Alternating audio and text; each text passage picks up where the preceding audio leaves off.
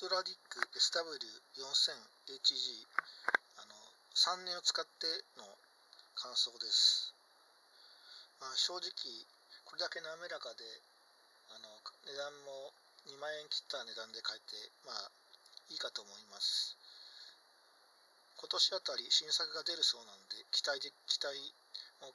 買い替えも多少は考えてるかなってところですね。次買うときは5000番台もちょっと欲しいかなって形ですね。正直欲しいなと思ってる機能としてそうですね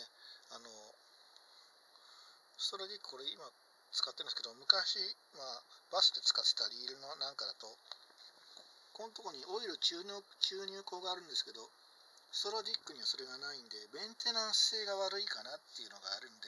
メーカーさんの方にはその辺を改良していただきたいなというところがあります。それと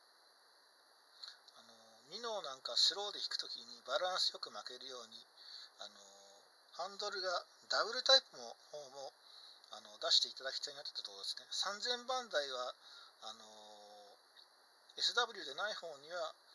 ダブルハンドルはあるようなんですけど、4000番台になるとダブルハンドルがないんで、そっちの方は出していただきたいところです。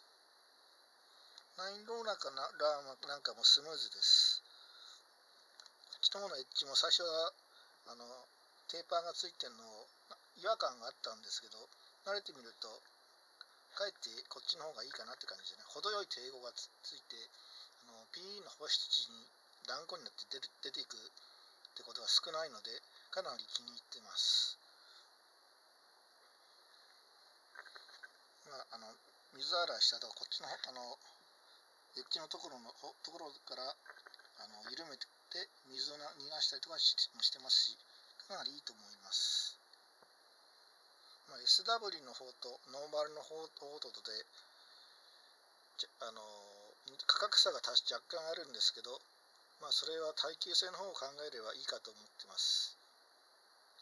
前作の SW の方はこのところがスプールのところが金色のやつがなくなってたんで、今回また金色の部分があると高級感もあるんで、こっちの方は復活していただきたいと思います。ぜひメーカーさんの方に期待しておりますので、より良い製品をよろしくお願いします。使っていたのですけど、河川からのシーバス、サーフのヒラメ、それとカンパチなんかの船からのジギングにも使ってました。もう全然問題ない性能を持ってます。値段以上の価値があると思います。メーカーさんの方には次期の5000番台の方も期待しております。5000番台の方はここの隙間が若干他の製品があるようなので、そこの方も改善していただきたいと思っています。では新製品が出るのをお待ちしております。では失礼します。